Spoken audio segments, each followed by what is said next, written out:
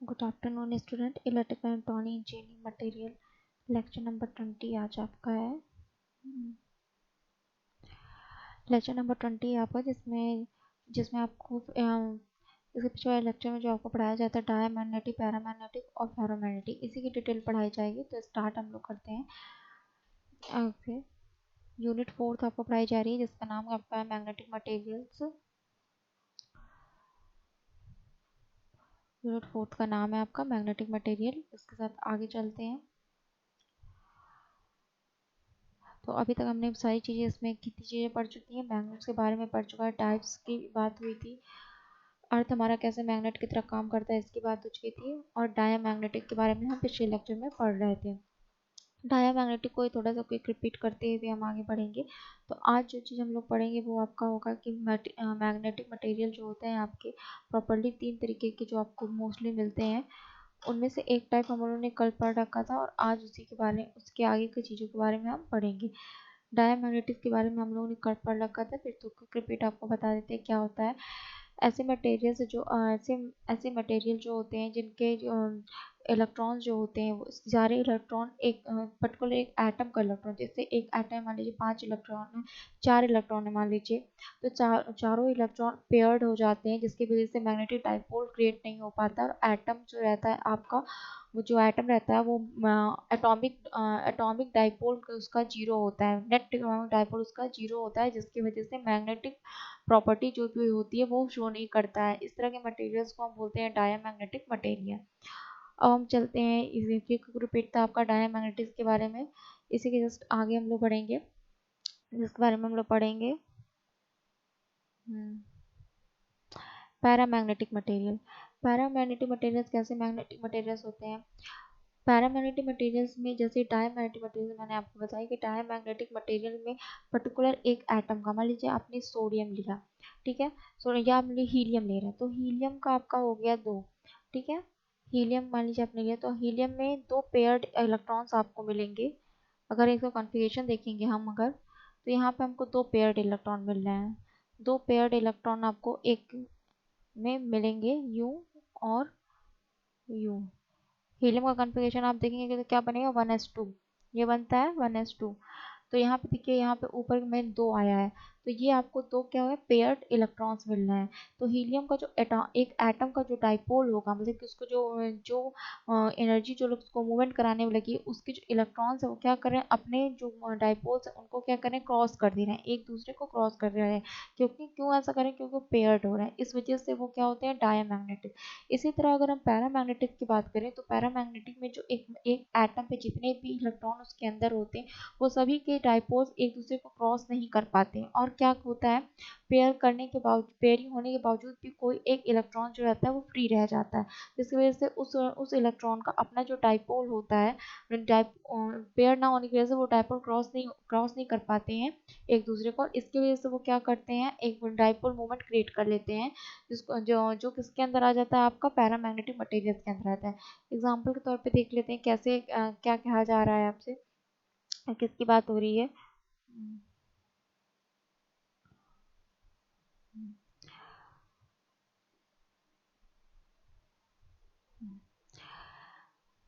देखिए यहाँ पे एक सोडियम का एटम ले लेते हैं। यहाँ पे देखिए, मैंने यहाँ पे एक सोडियम लिखा हुआ है, सोडियम। इसी कन्फिग्रेशन से थोड़ा समझने की कोशिश करिएगा। सोडियम का एटॉमिक नंबर 11 होता है। अगर इसका हम इलेक्ट्रॉनिक कन्फिग्रेशन देखते हैं तो इसका 1s2, 2s2,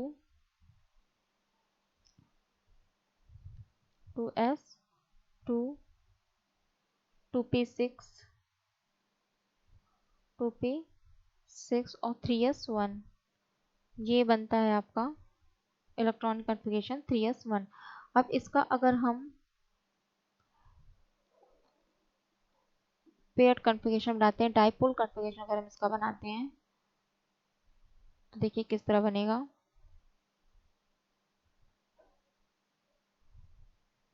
इसमें आप जानते हैं 2 इलेक्ट्रॉन्स होते हैं, 2 इसने फुलफिल कर रखा हुआ है, तो इसका मतलब यहाँ पे जो इसका फर्स्ट एस में जो डाइपोल्स बनेंगे किसके, इलेक्ट्रॉन्स के, इलेक्ट्रॉन के डाइपोल बढ़ेंगे वो एक दूसरे को पेयर्ड कर देंगे, ठीक है। सेकंड वाले में जब हम जाएंगे ऑर्बिट, वहां पे भी एस के ऑर्बिटिंग क्या है, दो दो, वहां पे भी हमको इलेक्ट्रॉन फुलफिल कर रखा है, वो भी अपने आप को क्या कर देगा, पेयर्ड कर देगा, अपने आप को क्या कर देंगे, ये भी पेयर्ड कर देंगे। अच्छा, अब हम 6 वाले में जा रहे हैं, तो 6 वाले में 3 ब्लॉक आपके बनेंगे और 6 है, दो दो की पेयरिंग सबके साथ हो जाएगी। तो यहाँ पे भी जो आपके इलेक्ट्रॉन्स इलेक्ट्रॉनिक डाइपोल्स होंगे, इलेक्ट्रॉन के डाइपोल्स होंगे, वो भी एक दूसरे को क्या कर देंगे, पेयर्ड कर देंगे, ठीक है। ये भी एक दूसरे को क्या कर देंगे, पेयर्ड कर देंगे। इसके बाद हमको लास्ट में जो एक मिल रहा है वो 3s1, 3s1 का 3s में भी बताया है कि 2 इलेक्ट्रॉन होते हैं तो वो फिर माने जाते हैं। तो एक इलेक्ट्रॉन अभी भी क्या है, फ्री है, मतलब कि एक इलेक्ट्रॉन फ्री है, वो किसी के साथ कैंसिल नहीं हो रहा, तो उसका एक डाइपोल मोमेंट होगा, वही डाइपोल मोमेंट होगा जिसमें अभी क्या हुआ, एक पर्टिकुलर एटम का हुआ, किसी एक पर्टिकुलर एटम पे एक डाइपोल मोमेंट काम कर रहा है इलेक्ट्रॉन का, क्योंकि इलेक्ट्रॉन क्या नहीं है, पेयर्ड नहीं है, ठीक है। तो एक पर्टिकुलर एटम का एंड सोडियम के एक पर्टिकुलर एटम पे एटॉमिक डाइपोल मोमेंट होता है, ठीक है। जिस ऐसे एटम जिनके एटॉमिक डाइपोल मोमेंट जिन पे होता है वो कैसे पैरामैग्नेटिक मटेरियल्स के अंदर आते हैं। अब इस पर्टिकुलर एटम पे जितने भी इलेक्ट्रॉन्स के 5 इलेक्ट्रॉन लिए, एक एटम हमने लिया सोडियम का, एक एटम ले लिया, उसमें 5 इलेक्ट्रॉन्स है, तो 4 की तो पेयरिंग हो गई, एक इलेक्ट्रॉन अभी बताइए, एक इलेक्ट्रॉन क्या करेगा, उस पूरे एटम में क्या कर डाइपोल का काम करने लगे, पर्टिकुलर एक इलेक्ट्रॉन का जो डाइपोल होगा उसके वजह से पूरे एटम का जो नेट डाइपोल मोमेंट निकलेगा वो जीरो नहीं निकलेगा, क्योंकि एक अनपेयर्ड हो रहा था। जैसे जैसे हम अगर हमने 5 इलेक्ट्रॉन्स हैं इसमें, तो 4 की तो पेयरिंग हो गई, तो हम 4 को तो वैसे ही चले गए, एक की अनपेयरिंग जो हुई है आपकी, उसके वजह से इस पूरे एटम पे क्या होगा, आपका नेट जो डाइपोल मोमेंट निकलेगा इस एटम का, वो क्या होगा, जीरो नहीं होगा, क्योंकि एक हमारा क्या हुआ, अनपेयर्ड है अभी भी, ठीक है। उसकी वजह से इसका नेट डाइपोल मोमेंट जीरो नहीं होगा, जिसकी वजह से, और देखिए वही डिफिनेशन यहाँ पे लिखा हुआ है, उसी चीज को यहाँ पे लिखा है डिफिनेशन में कि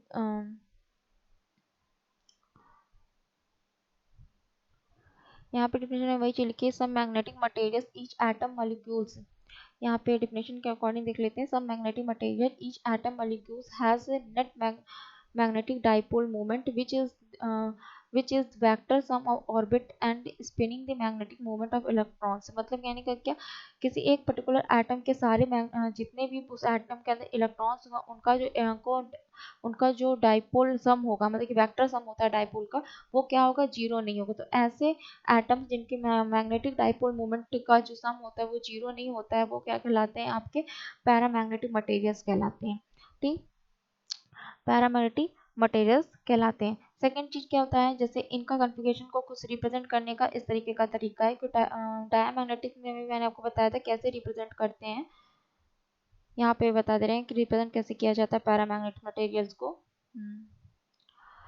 पैरामैग्नेटिक मटेरियल्स जो आपके रहते हैं, देखिए मान लीजिए ये एक मैग्नेट है, ठीक है, इसके अंदर बहुत सारे एटम्स हैं जिनके इलेक्ट्रॉन्स हैं, तो यहाँ पे एटम का डाइपोल आपको शो किया जाता है। डायमैग्नेटिक में भी एटम का ही डाइपोल शो हो रहा था, तो डायमैग्नेटिक में क्योंकि कोई भी एटम अपने पास डाइपोल मोमेंट नहीं रखता है, इस वजह से उसको शो करने का तरीका कुछ इस तरह का था, इस तरह हम शो करते हैं कि उनके पास, क्योंकि उनका डाइपोल नहीं है एटम पे। ये डायमैग्नेटिक में शो करने का तरीका है जिसपे जीरो जीरो बनाया जा रहा है, ठीक है। डायमैग्नेटिक मटेरियल इस तरह शो किए जाते हैं। और जब हम पैरामैग्नेटिक मटेरियल की बात करें तो पर्टिकुलर एक एटम पे डाइपोल पाया जाता है, एक एक एटम पे डाइपोल पाया जाता है, मतलब कि अगर एक एटम के अंदर 5 इलेक्ट्रॉन है, तो इलेक्ट्रॉन का तो डाइपोल, इलेक्ट्रॉन की वजह से ना डाइपोल डेवलप हो रहा है, तो उसका डाइपोल नहीं देखेंगे, उस पूरे एटम में सारे इलेक्ट्रॉनों का डाइपोल सम करने के बाद जो नेट वैल्यू बचेगी उसको देखेंगे, तो नेट वैल्यू में हमारा डाइपोल जीरो नहीं हो रहा था, इसकी वजह से वहां पे क्या हुआ, एक डाइपोल मोमेंट क्रिएट हुआ, उस डाइपोल मोमेंट को यहाँ पे शो किया जाता है। उस डायपोल मोमेंट को यहाँ पे शो करने के लिए है, जैसे कि एक एटम है, इसका एक ये डायपोल हुआ, ठीक है, ये डायपोल हुआ किसी एक एटम को, इसी तरह एक एक एटम्स का डायपोल शो किया रहा, और हर एटम रेंडमली डायपोल हो रहा है, उसके नहीं कि एक डायरेक्शन में डायपोल होगा, किसी भी डायरेक्शन में डायपोल्स हो जाएंगे। अभी ये इस एटम में रेंडमली डायपोल है, ये सारे किसी भी डायरेक्शन में है, तो ये तीर के निशान से जो चीज शो की जा रही है वो वेक्टर है किसी एक पर्टिकुलर एटम का डाइपोलिक वेक्टर है वो, मतलब कि वेक्टर सम से जोड़ा जाता है, इसलिए इस तरह से रिप्रेजेंटेशन का तरीका इस तरीके का है। तो ये आपका हुआ रैंडम डाइपोल। अच्छा, अब ये मैग्नेट जो जो भी ये मटेरियल है इसको क्या हम पैरामैग्नेटिक कह पाएंगे? नहीं, अभी भी हम इसको पैरामैग्नेटिक मटेरियल नहीं बोल पाएंगे, क्योंकि अब हम ये एक एक एटम का लिया, इस एक एक एटम के अंदर जो हमें देखे हैं किसी मटेरियल के एक एक एटम को जो हमने सर्च किया उसकी डाइपोल की बात की, तो वहाँ पे हमको नेट जो डाइपोल्स आपको मिलेगा वो हमको कुछ वैल्यू मिलेगी, जिसकी वजह से ऐसा सीक्वेंस रिप्रेजेंटेशन का आया इस तरीके का, अम, इस तरीके इस तरीके का आया। मगर अगर अगर क्या कहें, इसी इसी इसी फिगर को आप थोड़ा सा और आगे देखिए, कि इसी फिगर को अगर हम और आगे देख के आपको बता रहे हैं। देखिए, अब इसी के कुछ छोटे से पार्ट को आप उठा लीजिए, इसी मटेरियल के छोटे से वॉल्यूम को आप उठा लीजिए। ये छोटे से वॉल्यूम को आप उठाएंगे तो देखेंगे यहाँ पे कि ये जो मटेरियल है ना, इसके छोटे से वॉल्यूम में अगर हम डाइपोल्स की बात करेंगे तो उस एरिया के डाइपोल्स अपने आप को क्या कर देंगे, जीरो कर देंगे। मतलब कि अगर हम इस मटेरियल में से थोड़ा सा एक वॉल्यूम देख के उसको हम चेक करते हैं, तो वो अपने ही एटम के मॉलिक्यूल्स को क्या कर देंगे, उस पर्टिकुलर एरिया के अंदर जीरो कर देंगे। तो उस पर्टिकुलर एरिया के अंदर जब वो जीरो कर देंगे तो वहाँ पे क्या होगा, वहाँ पे हमको अब ये उस पर्टिकुलर एरिया के अंदर जीरो हो जाएगा, तो वहाँ पे फिर डायमैग्नेटिक की तरह काम करने लगेगा। मटेरियल हमको पैरामैग्नेटिक के अंदर पढ़ना है जिसके एटॉमिक डाइपोल होना चाहिए, एटॉमिक डाइपोल है, मगर अगर हम वॉल्यूम की बात करें, उस पर्टिकुलर सरफेस के अंदर कुछ वॉल्यूम्स की बात करते हैं, तो उस वॉल्यूम का एरिया में वो डाइपोल मोमेंट जीरो हो रहा है, तो वहाँ पे डायमैग्नेटिक की तरह वो वर्क करने लगते हैं। मगर उसी चीज़ को और चेक करने के लिए हम इस पर क्या लगाते हैं, एक्सटर्नल मैग्नेटिक फील्ड लगाते हैं, बाहर की तरफ से हमें बाहर से हम इसको मैग्नेटिक फोर्स अप्लाई करते हैं, इसको मैग्नेटिक फील्ड देते हैं जिसको। तो उस वजह से क्या होता है, जब ये सारी कंडीशंस चेक करी गई कि ये मटेरियल डाइपोल तो रख रहा है, तो मतलब मैग्नेटाइजेशन का जो वर्क होगा वो तो ये करेगा ही। अब उसके बाद जब इसको चेक किया गया कि इसके जो कुछ सरफेस एरिया मतलब कुछ वॉल्यूम में जब हम चेक करते हैं, तो वहाँ देखते हैं कि वहाँ पे उसके डाइपोल क्या हो रहे हैं, खत्म हो जा रहे हैं, फिर वो उसके डायमैग्नेटिक की तरह ही वर्क करने लगा। तो उस चीज़ को करने के लिए हम इसमें क्या लगाते हैं, अलग से एक्सटर्नल मैग्नेटिक फील्ड लगाते हैं। अलग से मैं एक्सटर्नल मैग्नेटिक फील्ड जब हम इसी पे लगाएंगे, तो मैंने आपको कल भी बताया था डायमैग्नेटिक में भी, कि डायमैग्नेटिक में भी डाइपोल एटॉमिक डाइपोल जीरो हो जाते हैं, कि वो पेयर्ड होते हैं। पर इस तरह पैरामैग्नेटिक में पेयर्ड नहीं होते, एटॉमिक डाइपोल होने की वजह से ही न एटॉमिक डाइपोल होने की वजह से ही ये पैरामैग्नेटिक में आते हैं, मगर एक वॉल्यूम एरिया इनका जीरो होता है। वहाँ पे क्या है, डायमैग्नेटिक में एटम ही जीरो हो जा रहे हैं, मतलब कि जो एक पर्टिकुलर एटम ले रहे हैं उसका ही एटॉमिक डाइपोल जीरो हो जा रहा है। पर यहाँ पे ऐसा नहीं हो रहा, पैरामैग्नेटिक में उस एटम का डाइपोल है, मगर उस एटम का डाइपोल है, मगर उस एटम को अगर एक वॉल्यूम मिले, एक सरफेस एरिया के तहत लिया जाए, तो वहाँ पे वो जीरो हो जा रहा है। ठीक है, तो इसी चीज को करने के लिए उस पर हमको क्या लगाना पड़ा, एक्सटर्नल मैग्नेटिक फील्ड लगाना पड़ा। एक्सटर्नल मैग्नेटिक फील्ड लगाने पे हमें दो चीज मिली। एक एक सेकेंड रुक जाइए। हम्म, हाँ, तो यहाँ पे क्या हमको बताया था कि अब इसी चीज को करने के लिए हमें क्या मिला, जो हमारे पास पैरामैग्नेटिक में जो डाइपोल्स एटम के जो हमको मिले थे रैंडमली, उसको अब हमको करना है क्या, अलाइन। अलाइन करना है, एक ही डायरेक्शन में उन सबको लाना है। उसी के लिए हम लोगों ने उस पर क्या लगाया, एक्सटर्नल मैग्नेटिक फील्ड लगा दिए बाहर की तरफ, कि वो सब एक डायरेक्शन में हो जाए। हम्म, तो जब हम इस एरिया पे हम एक्सटर्नल मैग्नेटिक फील्ड लगाते हैं, तो कल आपको भी मैंने बताया था, आज फिर से बता दे रहे हैं, कि कभी भी एक्सटर्नल मैग्नेटिक फील्ड लगाने पे हमको दो चीज़ें ही हमको मिलती हैं। एक, एटॉमिक डाइपोल होगा उस एटम का, पर उस पर्टिकुलर एटम का एटॉमिक डाइपोल वो सारे एक लाइन में हो जाने चाहिए, और दूसरा एक्सटर्नल इंड्यूस डाइपोल मोमेंट वहाँ पे क्रिएट होगा, मतलब एटॉमिक डाइपोल मोमेंट और इंड्यूस डाइपोल मोमेंट दो चीज़ें वहाँ पे डेवलप होती हैं। दो चीज़ हमारे यहाँ पे सामने आती है, इंड्यूस डाइपोल मोमेंट की, और एक आ जाती है आपकी atomic dipole moment. Atomic dipole moment तो तब होगा जब हमारे पास डाइपोल के एटम के पास डाइपोल होगा, तभी होगा। तो पैरामैग्नेटिक मटेरियल में भी मैंने बताया कि पर्टिकुलर एक एटम के पास तो डाइपोल है, पर एक वॉल्यूम की बात करें, एक झुंड की बात करें, तो वहाँ पे डाइपोल मोमेंट खत्म होता है उनका। तो यहाँ पे एटम का तो अपना डाइपोल मोमेंट है ही, यहाँ पे हम लगा रहे हैं एक्सटर्नल मैग्नेटिक फील्ड बाहर की तरफ।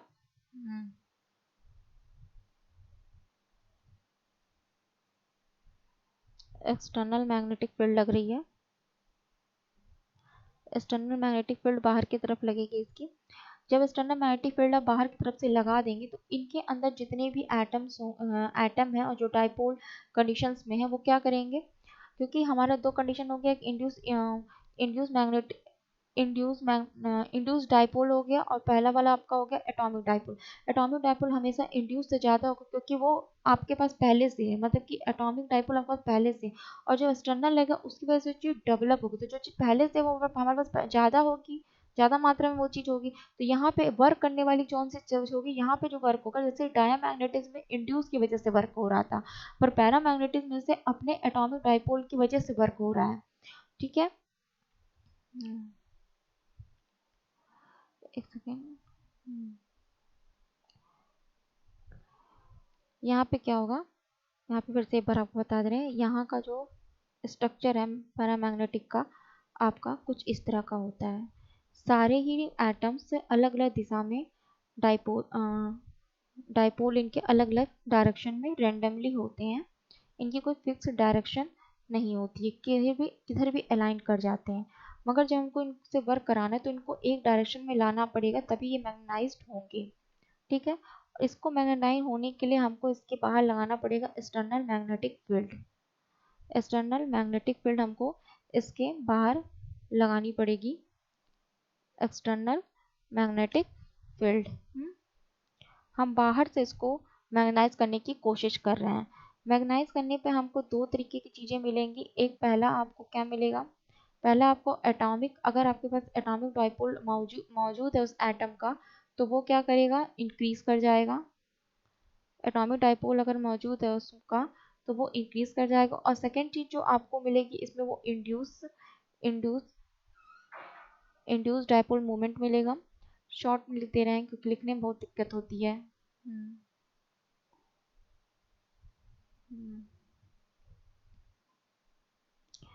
ये प्रो करने की कोशिश करते हैं। यहाँ पे देखिए, ये मैंने पैरामैग्नेटिक के रिप्रेजेंट बनाया है कि पैरामैग्नेटिक को हम रिप्रेजेंट कैसे करते हैं। कुछ इस तरह के डाइपोल रेंडमली हमको पैरामैग्नेटिक में मिलते हैं। और ये जो एरोज दिख रहे हैं वो डाइपोल्स के एरो हैं, और डाइपोल के एक पर्टिकुलर एटम के डाइपोल के हैं, एटॉमिक डाइपोल का एरो है ये। ठीक है, इसके बाद इसी जो ये आप देख रहे हैं कि रैंडम इधर उधर तीर के निशान जो बिखरे हुए हैं, डाइपोल जो इधर उधर गए हैं, इन्हीं सबको क्या करना, हमको एक दिशा में लाना है।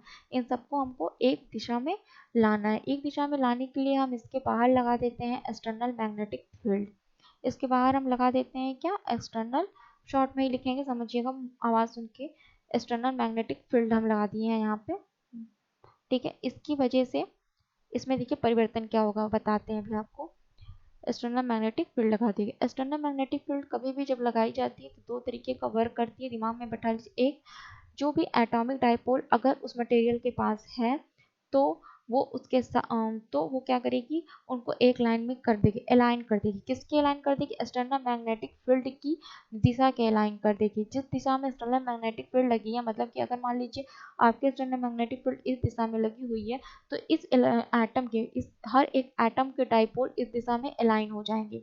जब एक्सटर्नल मैग्नेटिक फील्ड हम यहाँ लगा देते हैं तो हमें जो नया स्ट्रक्चर जो मिलता है आपका, वो कुछ इस तरीके का देखने को मिलता है।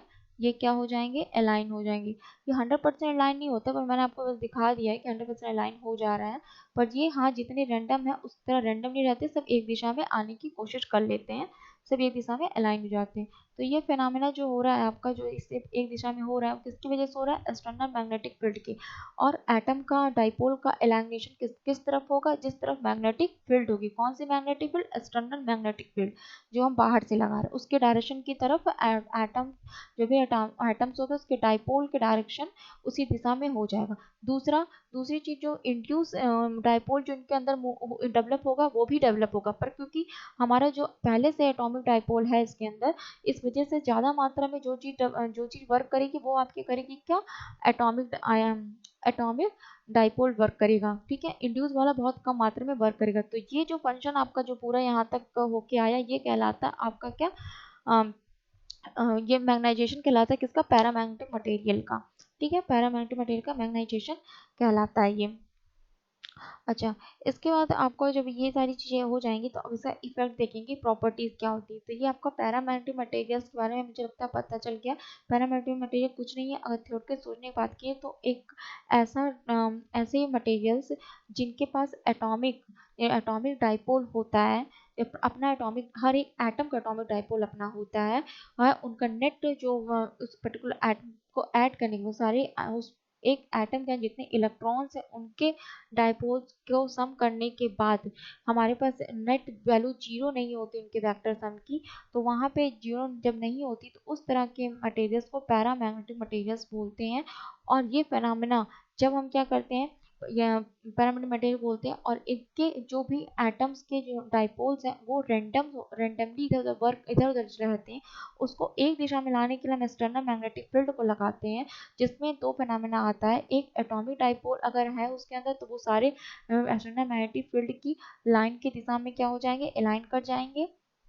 और दूसरी चीज आपकी इंड्यूस इंड्यूस डाइपोल जो इन पे डेवलप होगा, इनके अंदर डेवलप होगा, वो भी वर्क करेंगे मगर क्योंकि बहुत कम मात्रा में डेवलप होंगे इस वजह से वो नागरिक मान लिए जाते हैं पैरामैग्नेटिक मटेरियल्स में।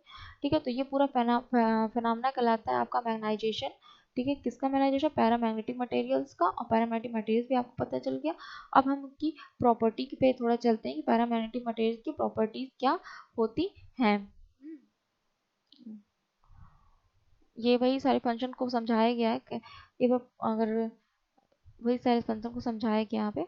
ठीक है, पैरामेट्रिक मटेरियल्स की प्रॉपर्टी के बारे में लिखा हुआ है, पढ़ते हैं। The parametric materials of the properties of paramagnetic materials are, पहला क्या लिखा है, magnetic susceptibility is positive and small. कैसे, वो भी आपको बता दे रहे हैं कि कैसे पॉजिटिव और स्मॉल होगी मैग्नेटिक सक्सेसिबिलिटी। आप एक फॉर्मूला जानते हैं मैग्नेटिक सक्सेसिबिलिटी का कि I इक्वल्स टू होता है जीटा, I इक्वल्स टू क्या होता है, जीटा, जीटा एच।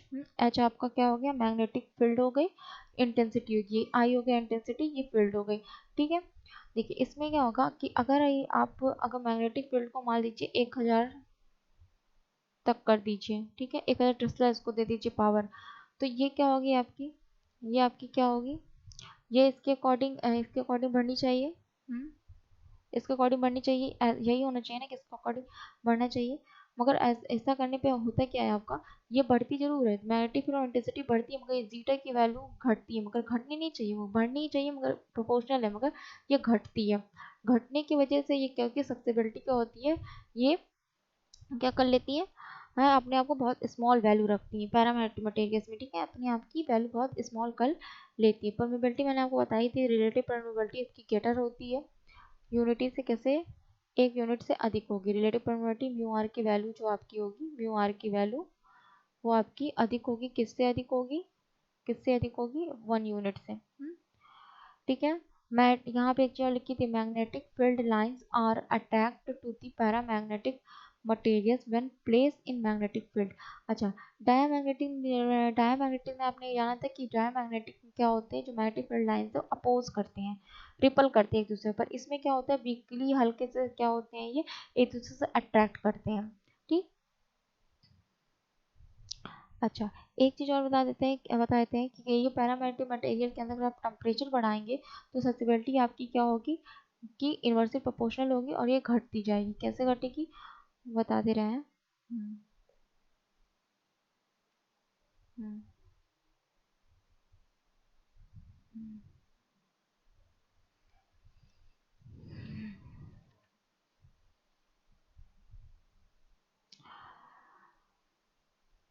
टेम्परेचर बढ़ाने पे आयनाइजेशन तेजी से होगा, और आयनाइजेशन तेजी से होगा तो इलेक्ट्रॉन एमिट ज़्यादा तेजी से करेंगे, जिसकी वजह से क्या होगा, जो आपकी जीटा की वैल्यू है वो घटती चली जाएगी। जीटा की वैल्यू क्या होगी, लगातार घटती चली जाएगी टेम्परेचर बढ़ाने पे। अच्छा, एक चीज़ और आपको मैं बताना चाह रही थी, पीछे मैं स्लाइड में देखती हूँ। ये मैंने आपको बता दिया था कैसे होता है, एक बार पढ़ के बताते हैं इस पर जो चीज़ें लिखी हुई हैं। हम्म, देखिए ये मैंने आपको बताई थी कि some magnetic materials each atoms और molecules has net magnetic dipoles. ठीक है, हर एक एटम का जितने भी इलेक्ट्रॉन होगा उनका एक क्या होगा, डाइपोल होगा। ठीक है, उसके बाद क्या, which which is the vector sum, जिसको हम क्या करेंगे, वेक्टर सम से हम उसको ऐड करेंगे और उसके बाद क्या होता है, orbit and the spin magnetic component of electrons, जो क्या ऐड करने के बाद जब हमारे पास एक वैल्यू बच जाएगी तो हम क्या करेंगे, उस तरीके के मटेरियल को हम बोलेंगे पैरामैग्नेटिक मटेरियल। सेकेंड चीज जो रैंडम की बात बताई थी आपको, वो ये लिखी हुई है, due to the random orientations of these magnetic moment, जो जो ये डाइपोल्स होंगे ये रैंडमली इधर उधर वर्क करेंगे, ठीक है, the net magnetic movement of the material is zero. ठीक, थर्ड चीज आपको क्या बताई थी, in the presence of external magnetic field, अभी बताया है, due to torque acting on the atomic dipoles, induce magnetic field लगाने पर टार्क ऐड करेंगे, कैसे ऐड करेंगे, फॉर्मूला आपको पता होगा टार्क का, ठीक है। हम्म, हम्म,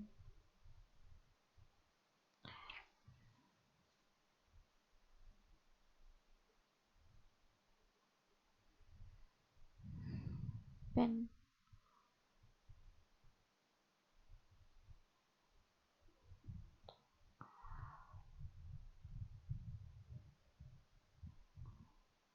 टॉर्क इक्वल टू आपका हो जाता है m इंटू बी, ठीक है, ये है फॉर्मूला आपका, m into B magnetic field हो जाएगी आपकी, और ये हो जाएगा आपका मैग्नेटिक फील्ड डेंसिटी, ठीक है। इसके साथ एक चीज़ और आपको बतानी थी जो अभी मिल नहीं रही है, इसमें भी स्लाइड में भी नहीं मिल रही है।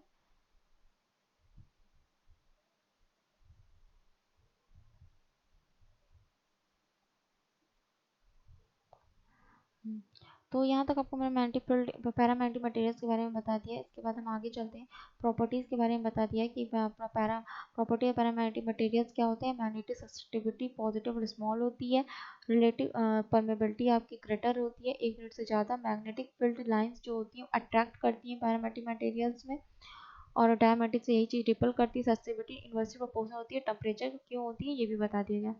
फेरोमैग्नेटिक मटेरियल्स के बारे में आप थोड़ा पढ़ लेते हैं कि फेरोमैग्नेटिक क्यूरीज लॉ के बारे में आपको बताना है कि ये टेम्परेचर से रिलेटेड लॉ है, इसको बताएंगे थोड़े से बाद में, लास्ट लेक्चर में बताएंगे, ठीक है। फेरोमैग्नेटिक मटेरियल्स के बारे में पता कर लेते हैं, फेरोमैग्नेटिक मटेरियल्स किस तरह के काम करता है।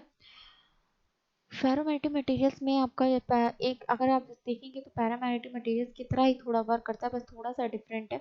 इसमें भी डाइपोल मोमेंट आपका एटॉमिक डाइपोल मोमेंट जीरो नहीं होता है, जिसकी वजह से इसको पैरामैग्नेटिक मटेरियल बोलते हैं। इसके बनावना में एक चीज़ जो रैंडम आपको दिखती है वो डोमेन दिखती है। डोमेन से क्या कहने का मतलब है, डोमेन से ये कहने का मतलब है, जैसे अभी तक आपने देखा था एक एटम्स को आपने देखा था कि एटम्स, आपने पैरामैग्नेटिक में देखा कि एक एक एटम पे जो डाइपोज थे उसके अलग अलग मूवमेंट कर रहे थे, ठीक है। ऐसे ही हजारों रैंडम डाइप एटम्स और रैंडम उनके डाइप कौन सी हैं, कौन चीज़ें हैं, ऐसे हजारों डाइप एटम्स मिलेंगे और उसके हजारों डाइपोल्स मिलेंगे।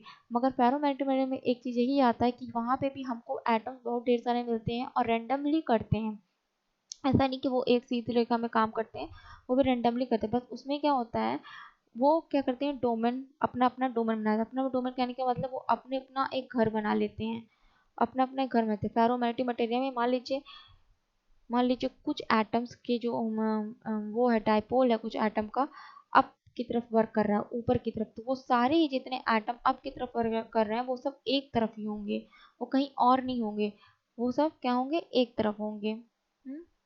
फेरोमैग्नेटिक मटेरियल में वो सारी चीज़ें, वो सारे एटम्स क्या करेंगे, एक तरफ होंगे। जैसे मैंने यहाँ पे बनाया, मैंने यहाँ पे आपको शो कर दिया है कि यहाँ पे कुछ एटम्स हैं जिनके डाइपोल्स जो हैं वो अब ऊपर की तरफ वर्क कर रहे हैं, तो वो जितने भी एटम होंगे, 1000 2000 3000 लाख करोड़ 10 करोड़ जितने, वो सारे ये सारे एक अपना एक अलग ग्रुप बनाए, उसी ग्रुप में ही वर्क करेंगे वो, उसी मतलब कि उसी दायरे में ही रहेंगे और सभी अप की तरफ ही रहेंगे। ऐसे ही कुछ मान लीजिए इधर की तरफ डाइपोल्स का, जिनका डाइपोल है वो इस तरफ वर्क कर रहा है, तो वो सारे क्या होंगे, इसी तरफ वर्क करेंगे डाइपोल, उन सब जितने भी होंगे, चाहे एक हो दो हो तीन हो चार हो या हजारों, सब एक ही दिशा में वर्क कर, तो वो अपना अपना क्या बना लेंगे, अपना अपने जगह बना लेंगे, उस जगह के क्रॉस वो नहीं जाएंगे। ऐसे डाउनवर्ड्स में मान लीजिए कुछ कर रहे हैं तो सब सारे जितने भी डाउनवर्ड्स में करेंगे सब एक ही तरफ वर्क करेंगे, तो ये जितने भी हों जितने भी एटम्स होंगे उनके जो डाइपोल्स होंगे वो जिस डायरेक्शन में वर्क कर रहे होंगे उनका अपना एक पूरा एक ग्रुप बन गया। तो ऐसे ही वो क्या बोलते हैं, एक एक एटम में इस तरह के कई ग्रुप्स आपको देखने को डोमेन में मिलेंगे। जो फेरोमैग्नेटिक मटेरियल में एक नया फिनोमेना जो हमारे सामने आया है वो डोमेन कहा गया। अभी तक हम पढ़ रहे थे पैरामैग्नेटिक मटेरियल में किस एटम्स होते हैं, हर एक एटम का एटॉमिक डाइपोल जीरो नहीं होता है और उस एटम रैंडमली वो डाइपोल्स इधर उधर वर्क करते हैं। अब यहाँ पे आपको जो ये चीज़ देखने को मिलेगी फेरोमैग्नेटिक मटेरियल्स में वो ये वाली मिलेगी कि यहाँ पे भी एटम्स का जो एटॉमिक डाइपोल मोमेंट है वो जीरो तो नहीं हो रहा है, मगर हर एक एटम्स जिसका डाइपोल मोमेंट अब मान लीजिए कुछ एटम्स का डाइपोल मोमेंट अप की तरफ है तो वो सारे ही अप की तरफ ही वर्क करेंगे, और अगर मान लीजिए कोई डाउनवर्ड है तो सारे डाउन, तो उनका एक कैटेगराइज अपने में ही वो कैटेगराइज एक बना लिए, अपने आप को ही कैटेगराइज कर लिए। तो ये फिनोमेना पैरामैग्नेटिक मटेरियल से थोड़ा सा डिफरेंस मिला था फेरोमैग्नेटिक मटेरियल्स में, इसी की वजह से फेरोमैग्नेटिक मटेरियल ज़्यादा यूजफुल भी होने लगा। तो अब मैं अ, तो मतलब कि है क्या बेसिकली आप देखेंगे तो पैरामैग्नेटिक से ही जुड़ा हुआ पैरामेना है। बस एक एक चीज़ में अलग पाई जाने लगी इनकी स्टडी के दौरान, ये देखा क्या कि इनके जो एटम्स थे, इनके एटम्स में जितने भी एक एटम के अंदर जितने भी इलेक्ट्रॉन्स थे उनके डाइपोल मोमेंट अप या डाउन थे उनको एक ही जगह पे रखा हुआ देखा गया, एक ही जगह उनके स्ट्रक्चर देखे गए।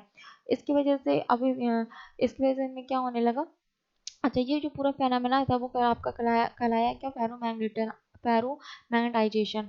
ठीक है, इसके अब इसकी थोड़ा सा इसको और देखते हैं। जब हम इसकी स्टडी करने लगे तो यहाँ पे भी हमको अब दो चीज़ की जरूरत पड़ने लगी। एक क्या पड़ने लगी, यहाँ पे हम एक्सटर्नल मैग्नेटिक फील्ड तो हमको लगाना ही है, हमको इसको बढ़ाना है इसको। अब यहाँ पे हमें इसको बढ़ाने के लिए एक्सटर्नल मैग्नेटिक फील्ड लगाएं, और या तो हम इसके टेम्परेचर को क्या करें, अप करने लगें। इसके टेम्परेचर को या तो हम बढ़ाएं तो यहाँ तो हम इसकी एक्सटर्नल मैग्नेटिक फील्ड लगाएं। तो एक्सटर्नल मैग्नेटिक फील्ड लगाने की वजह से यहाँ पे तो पहले से ही आप देखेंगे, अगर फिगर में आप ध्यान से देखिए तो यहाँ पे पहले से ही डाइपोल क्या है, अलाइंस है। अलाइंस खुद ही एक एक डायरेक्शन में, अपने ही डायरेक्शन में अलाइंस है पहले से। तो यहाँ पे एटॉमिक एलाइजेशन का तो बहुत ज़्यादा जरूरत दिखा नहीं, मगर ग्रोथिंग देखी गई कैसे कि जब हम टेम्परेचर को क्या कर दे रहे थे, अप कर रहे थे, तो यहाँ पे एक नया फिनोमेना आया। इसमें क्या होने लगा, डाइपोल ग्रोथ होने लगा। जब हम एक्सटर्नल मैग्नेटिक फील्ड लगा रहे थे तो उसमें डाइपोल ग्रोथ होने लगी। डाइपोल ग्रोथ कैसे होने लगी, तो नेक्स्ट स्लाइड में देखते हैं कि डाइपोल ग्रोथ कैसे हो रहा है इनका। हम्म, हम्म, हम्म। यहाँ पे देख लीजिए फेरोमैग्नेटिक मटेरियल के में यहाँ पे मैंने एक्सटर्नल मैग्नेटिक फील्ड लगा के रखी है, यहाँ पे मैंने एक्सटर्नल मैग्नेटिक फील्ड लगा दिया है, एक्सटर्नल मैग्नेटिक फील्ड लगाया है। एक्सटर्नल मैग्नेटिक फील्ड लगाने की वजह से हुआ क्या कि ये तो जो पहले से, जैसे कि अगर एक डायरेक्शन को, जैसे इस डायरेक्शन को यहाँ पे शो किया गया है, ठीक है, ये सारे देखिए एक ही डायरेक्शन में है। जब उन्हें एक्सटर्नल मैग्नेटिक फील्ड लगाएंगे तो इन ये जो होगा, ये जो होगा आपका एक्सटर्नल मैग्नेटिक फील्ड लगाने पे, तो अगर मैंने एक्सटर्नल मैग्नेटिक फील्ड अप की तरफ लगाई, मान लीजिए मैंने इस तरह एक्सटर्नल मैग्नेटिक फील्ड लगाई है ऊपर की तरफ, ऊपर की तरफ लगा रहे हैं, तो ऊपर की तरफ जितने भी डाइपोल्स होंगे, इनके एटम्स के डाइपोल जिसकी डायरेक्शन ऊपर की तरफ होगी वो ग्रोथ करेंगे, वो अपने आप को बढ़ाना शुरू कर देंगे। जब वो अपने आप को बढ़ाएंगे तो जितने भी अदर डायरेक्शन के आपके डाइपोल्स होंगे वो सारे क्या करेंगे, डिक्रीज होना शुरू कर देंगे। मतलब ये अपने आप को बढ़ाना शुरू कर दिए। अभी ये मान लीजिए तीन है, अभी आपको फिगर में भी तीन दिख रहा है। जब हमने external magnetic field upward direction में लगा दी है तो ये अपने आप को क्या करने लगे, बढ़ा बढ़ा के ज़्यादा करने लगे, ग्रोथ करने लगे, अपने फोर्थ हो गए, फिफ्थ हो गए, इस तरह ये क्या करने लगे, अपने आप को बढ़ाने लगे, ज़्यादा से ज़्यादा डेवलप करने लगे। जब ये ज़्यादा ज़्यादा डेवलप करने लगेंगे तो ये जो अदर्स होंगे, जैसे कि ये इधर अपोजिट साइड की तरफ इस तरह है, ये क्या होंगे, इनकी स्पेस कम हो जाएगी, ये कम होने लगेंगे, ये क्या करने लगेंगे, कम होने लगेंगे, इनकी ग्रोथिंग नहीं होगी और ये कम होने लगेंगे। तो ये फिनोमेना तब तक चलेगा जब तक ये पूरी तरीके से अपने आप को ग्रोथ नहीं कर लेते। तो ये जो फिनोमेना आपका कहलाया वो आपका कहलाता है डोमेन ग्रोथ। फर्स्ट चीज क्या आपकी कहलाती है, डोमेन ग्रोथ।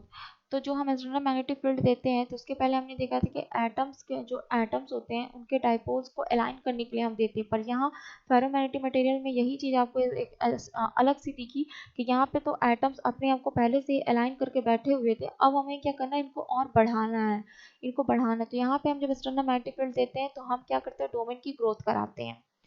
और पिछले वाले में पैरामैग्नेटिक्स में हम जब एक्सटर्नल मैग्नेटिक फील्ड दे रहे थे तो हम क्या कर रहे थे, सारे ही एटम को अलाइन कर रहे थे, अलाइन कर रहे थे किसकी तरफ, किसकी तरफ, एक्सटर्नल मैग्नेटिक फील्ड की डायरेक्शन में कर रहे थे। और जब डायमैग्नेटिक में जब हम एक्सटर्नल मैग्नेटिक फील्ड लगा रहे थे तो वहाँ पे हमको एटॉमिक डाइपोल ही नहीं मिल रहा था, तो इंड्यूस डाइपोल्स की मदद से हम क्या कर रहे थे, उसको सारे जो इलेक्ट्रॉन्स थे उसके जो एटम्स थे, एटम के में डाइपोल्स है नहीं, तो इंड्यूस वहाँ पे इंड्यूस डाइपोल मोमेंट काम कर रहा था। तो तीनों चीज़ें में, तीनों जो मेटल्स हैं आपके मैग्नेटिक मटेरियल्स के, पैरा, डाया और फेरोमैग्नेटिक में यही डिफरेंस मिलता है देखने को। डिफरेंस भी आपको नेक्स्ट स्लाइड में दिखा दे रहे हैं कि डिफरेंस क्या है तीनों में।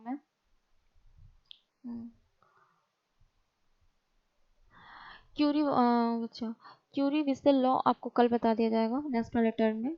डिफरेंस आप देख लीजिए कहाँ गया। डिफरेंस देख लिए। पहला डिफरेंस मैं आपको बता दूँ, रिप्रेजेंटेशन जो होती है आपके डायमैग्नेटिक मटेरियल की, जो रिप्रेजेंटेशन होती है वो किस तरीके से होती है। डायमैग्नेटिक मटेरियल जो आपके होते हैं, डायमैग्नेटिक मटेरियल को रिप्रेजेंटेशन में, क्योंकि हमारे पास एटॉमिक डाइपोल नहीं है इसलिए इस तरह इसको शून्य के आकार में रिप्रेजेंट किया जाता है, ठीक है। और वहीं पे पैरामैग्नेटिक मटेरियल्स में हमको एटॉमिक डाइपोल मिलता है, मतलब कि हर एक एटम का अपना डाइपोल होता है। तो यहाँ पे रेंडमली रिप्रेजेंट होता है क्योंकि ये इसको रेंडमली हम इसलिए रिप्रेजेंट किए क्योंकि क्या क्या होता है, हर अलग अलग डायरेक्शन में एटम्स होते हैं और उनके डाइपोल्स भी अलग अलग डायरेक्शन में होते हैं। थर्ड, फेरोमैग्नेटिक मटेरियल्स में क्या होता है, फेरोमैग्नेटिक मटेरियल्स में आप थर्ड देख लीजिए क्या होता है। फेरोमैग्नेटिक मटेरियल देखिए एलाइंस है, ठीक है, इनके एटम्स जो है एक डायरेक्शन में ही एलाइंस है। क्योंकि कोई भी मैग्नेटिक मटेरियल होगा आपका, वो उनमें एलाइजेशन डाइपोल का 100% नहीं होगा, थोड़ा सा रोटेशन, थोड़ा सा स्पिन किया रहेगा वो। तो यहाँ पे उस चीज़ को दिखाया भी गया, बताया भी गया है कि देखिए यहाँ पे फेरोमैग्नेटिक में सारे लगभग लगभग एलाइन है एक ही डायरेक्शन में।